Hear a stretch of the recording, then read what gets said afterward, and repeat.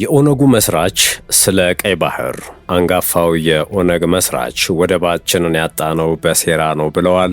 ዝርዝር መረጃውን እንመለከተዋለን። ገዢው ብልጽግና ፓርቲ ለአባላቱና ከፍተኛ አመራሩ የሰጠው ጥብቅ ማስጠንቀቂያም በዝርዝር ይዳሰሳል። እንደዚሁም ኢትዮጵያን ጨምሮ በአፍሪካ የሚገኙ 4 ኤምባሲዎቿን ለመዝጋት ስለተዘጋጀችው ሀገርም የምንላችሁ ይኖረናል። በሳውዲ አረቢያ የታጠቁ ኢትዮጵያውያን የሚጠብቁት የአረቄ ማውጫ አነጋጋሪው ሚስጥር በዜናችን እንመለከተዋለን። አሜሪካና የሀገር መከላከያ ሰራዊት በአዲስ አበባ እየመከሩ ነው። የምክክራቸው ማጠንጠኛ በምን ላይ ያተኩራል?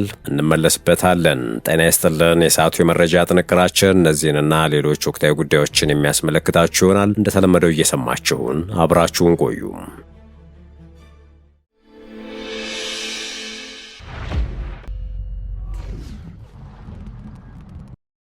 ወደ ቀዳሚ ጉዳያችን አመራን። በፓርቲው ፕሬዝዳንት አብይ አህመድ የሚመራው ብልጽግና ለአባላቱና ከፍተኛ አመራሩ የሰጠው ጥብቅ ማስጠንቀቂያ።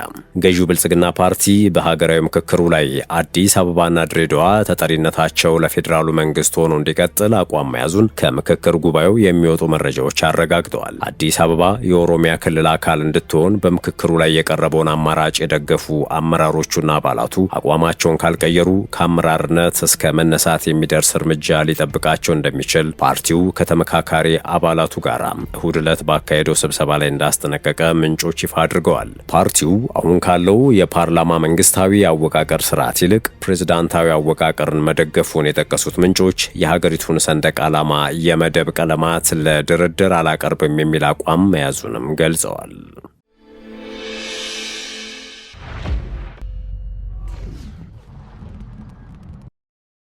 ጥንቅራችን እንደቀጠለ ነው። የቀድሞ የኢዴፓ አባል አብዱራህማን አህመድ ዲኑር በሳውዲ የሚኖሩ ኢትዮጵያውያን የሀገሪቱን ሕግ እንዲያከብሩ ጥሪ አቅርበዋል። የቀድሞ የኢትዮጵያ ዴሞክራሲያዊ ፓርቲ ኢዴፓ አባል የነበሩት አብዱራህማን አህመድ ዲኑር በሳውዲ አረቢያ ኢትዮጵያውያን በሞት መቀጣታቸውን በተመለከተ ሀዘናቸውን በመግለጽ በውጭ የሚኖሩ ዜጎች የሚኖሩበትን ሀገር ሕግ ማክበር እንዳለባቸው አሳስበዋል። አብዱራህማን በማህበራዊ ትስስር ገጻቸው ባሰራጩት መልእክት እንደ እርሳቸው የቁርአን ንባብ መሰረት አደንዛዥ ዕፅ ወይም አልኮል በማዘወር ምክንያት የሞት ቅጣትን የሚደነግግ ግልጽ አንቀጽ እንዳላገኙ ገልጸው ይህንን የሚያረጋግጥ ማስረጃ ካለ እንዲቀርብ ጠይቀዋል። በተጨማሪም በሳውዲ አረቢያ በአንዳንድ ገጠራማ አካባቢዎች ኢትዮጵያውያን አረቄ በማምረትና በመሸጥ እንዲሁም የታጠቁ ኢትዮጵያውያን እነዚህም ቦታዎች እንደሚጠብቁ መስማታቸውን ጠቅሰዋል። እንደ አብዱራህማን ገለጻ እንዲህ አይነት ድርጊት እውነት ከሆነ በመንግስቱ ውስጥ ሌላ መንግስት እንደ መፍጠር የሚታይ ሲሆን በኢትዮጵያም ቢፈጸም ተቀባይነት አያገኝም ብለዋል። ጽሁፋቸው ሲደመድሙም በሳውዲ የሚኖሩ ኢትዮጵያውያን ከሀገሪቱ የጸጥታ ኃይሎች ጋር ወደ ግጭት ከመግባት በመቆጠብ የሀገሪቱን ሕግ በማክበር እንዲኖሩም ጥሪ አቅርበዋል። በሳውዲ አረቢያ የአልኮል ምርት ሽያጭና ስርጭት በሕግ የተከለከለ ቢሆንም በሕገ ወጥ መንገድ በሚካሄድ ገበያ ከፍተኛ ትርፍ እንዳለው ይነገራል። ይሁን እንጂ ይህ ትርፍ ከፍተኛ የሕግ የጸጥታና የግል ደህንነት አደጋ ጋር የተያያዘ ሲሆን በተለይም በሚስጥር የሚካሄድ ምርትና ሽያጭ በከባድ የወንጀል ክስ ሊያስጠይቅ ይችላል። ባለሙያዎች እንደሚገልጹት በህገወጥ የአልኮል ንግድ የሚገኝ የአጭር ጊዜ ትርፍ ከሚያስከትለው የእስር ቅጣት፣ የገንዘብ ቅጣት፣ ከሀገር የመባረርና በአንዳንድ ከባድ ወንጀሎች ከሚደርስ ከባድ የህግ እርምጃ አንጻር ሲታይ የሚወሰድ አደጋም እጅግ ከፍተኛ መሆኑን ያመለክታሉ። በመሆኑም በሳውዲ አረቢያ የሚኖሩ የውጭ ዜጎች የሀገሪቱን ህግ በጥብቅ ማክበር እንዳለባቸው ይመከራል። በሳውዲ አረቢያ በህገወጥ የአልኮል ምርትና ሽያጭ ውስጥ አንዳንድ ኢትዮጵያውያን መሳተፋቸውን የሚያመላክቱ የሚዲያ ሪፖርቶችና የማህበረሰብ መረጃዎች ቢኖሩም የተሳታፊዎችን ቁጥር ወይም የችግሩን ስፋት የሚያረጋግጥ ይፋዊ መረጃ የለም። ይሁን እንጂ የሳውዲ የጸጥታ ተቋማት በየጊዜው በህገወጥ የአልኮል ምርትና ንግድ ላይ የሚሳተፉ ግለሰቦችን በህግ ፊት ማቅረባቸውን ይገልጻሉ። አሜሪካና የሀገር መከላከያ ሰራዊት በአዲስ አበባ እየመከሩ ነው። የምክክራቸው ማጠንጠኛ በምን ጉዳይ ላይ ያተኩራል?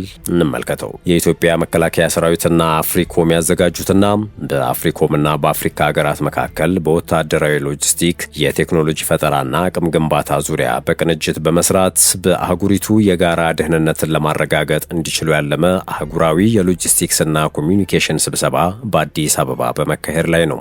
ሁለቱ ወገኖች የሎጂስቲክስና ኮሚዩኒኬሽን ባለሙያዎች በተያያዘው ዓመት ወደ ተጨባጭ ድርጊት ሊቀየሩ ሊቀየሩ በሚችሉ ሀሳቦች ዙሪያ በቀጣዮቹ 5 ቀናት በቡድን ይመክራሉ ተብሏል። በምክክሩ ላይ ከ40 የአፍሪካ ሀገራት የተውጣጡ የወታደራዊ የሎጂስቲክስና ኮሚኒኬሽን ባለሙያዎች በመሳተፍ ላይ ናቸው። ሎጂስቲክስና ኮሚኒኬሽን ሲዋሃዱ የአሁኑ ስብሰባ የመጀመሪያ መሆኑን በመድረኩ ላይ የጠቀሱት የአፍሪኮም ዋና አዛዥ ዳግቪን አንደርሰን ያለ ሁለቱ ወታደራዊ ዘመቻ ማካሄድ እንደማይቻል አጽንኦት ሰጥተዋል።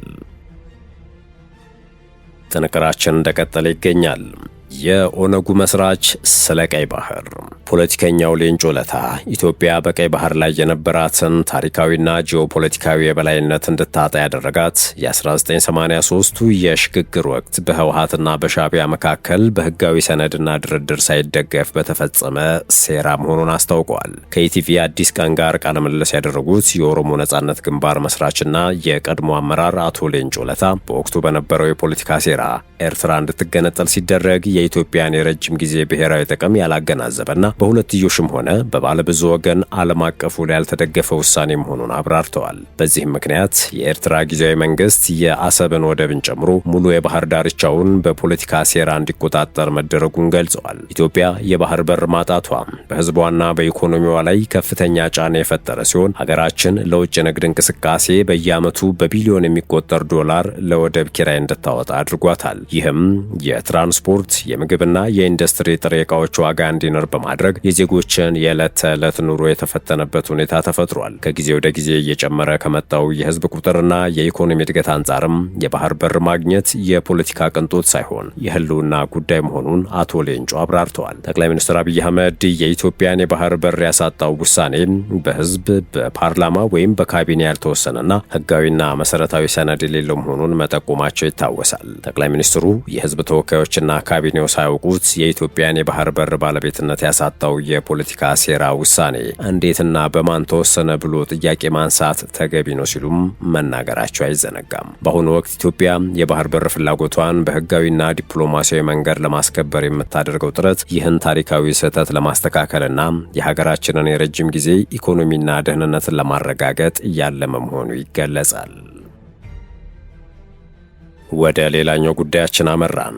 የኢትዮጵያ ልማት ባንክ በአማራ፣ አፋርና ትግራይ ክልሎች በግጭትና አደጋ ለተጎዱ የጥቃቅን አነስተኛና መካከለኛ ኢንተርፕራይዞች የ31 ሚሊዮን ዩሮ ብድር ሊሰጥ ነው ተብሏል። በአውሮፓ ህብረትና በጀርመን ልማት ባንክ ድጋፍ በዝቅተኛ ወለድ የሚቀርበው ብድር ለማኒፋክቸሪንግ አገልግሎት፣ ለንግድ፣ ለኮንስትራክሽንና ለግብርና ማቀነባበሪያ እንደሚውል ባንኩ ገልጿል። ብድሩን በተመረጡ 4 ባንኮችና አንድ የማይክሮ ፋይናንስ ተቋም በኩል እንደሚያቀርብና ሴቶችና ወጣቶች ላቋቋሟቸው ኢንተርፕራይዞች ቅድሚያ እንደሚሰጥም ባንኩ ጠቅሷል። ሆኖም ብድሩ ከመቼ ጀምሮ እንደሚለቀቅና በሶስቱ ክልሎች ስንት ኢንተርፕራይዞች ተጠቃሚ እንደሚሆኑ ባንኩ አልገለጸም።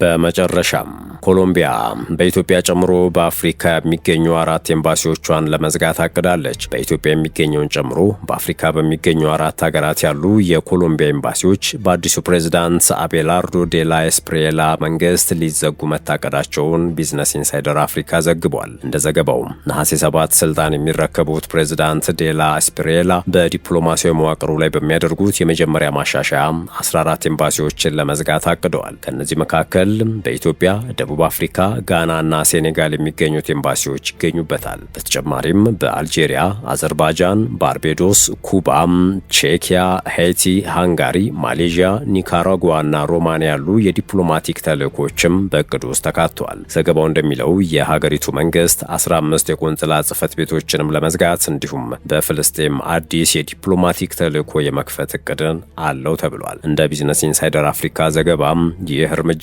የመንግስትን ወጪ ለመቀነስና የውጭ ጉዳይ አገልግሎቱን ውጤታማ ለማድረግ የታለመ ነው። ከዚህ የሚገኘው ገንዘብም ለደህንነት፣ ለጤና፣ ለትምህርትና ለመሰረተ ልማት ዘርፎች እንዲውል ታቅዷል። በተጨማሪም አዲሱ አስተዳደር ከእስራኤል ጋር ያለውን የዲፕሎማሲ ግንኙነት እንደገና ለማጠናከር የተሰናባቹን ፕሬዝዳንት ጉስታቮ ፔትሮ የውጭ ፖሊሲ አቅጣጫ ለመቀየር የኮሎምቢያን ኤምባሲ ከቴል አቪቭ ወደ ኢየሩሳሌም ለማዛወርና ከእስራኤል ጋር በንግድና በደህንነት ዘርፎች ትብብርን ለማስፋት ማቀዱን ገልጿል። ፕሬዝዳንቱ እንደገለጹት እንደገለጹት የኤምባሲዎች መዘጋት ከተጠቀሱት ሀገራት ጋር ያለው የዲፕሎማሲ ግንኙነት ይቋረጣል ማለት አይደለም። ሆኖም ከኩባና ከኒካራጓ ጋር ያለው መደበኛ የዲፕሎማሲ ግንኙነት ለማቋረጥ አስተዳደራቸው ማቀዱን ገልጸዋል። ኤምባሲዎች በሚዘጉባቸው ሀገራት የሚኖሩ የኮሎምቢያ ዜጎችም የቆንጽላ አገልግሎትን ከአቅራቢያ ሀገራት በሚገኙ የኮሎምቢያ ዲፕሎማቲክ ተልእኮች በኩል እንደሚያገኙ ተጠቁሟል። ዘገባው እንዳስነበበው ይህ ውሳኔ ኮሎምቢያ በአፍሪካ ያላትን የዲፕሎማሲ ተወካይነት በእጅጉ የሚቀንስ ሲሆን እርምጃው ከአፍሪካ ፍጹም መራቅን ሳይሆን በፋይናንስ ጫናና በተለዋዋጭ ጂኦፖለቲካዊ ሁኔታዎች መካከል የዲፕሎማሲ ተልእኮችን እንደገና የመገምገም አካል መሆኑን ጠቁሟል። ውድ የሸገር ታይምስ ቤተሰቦች የሰዓቱ የመረጃ ጥንቅራችን ይህን ይመስል ነበር። ስለተከታተላችሁን ከልብ አመሰገንን። በያላችሁበት ሰናይ ጊዜን ተመኘን።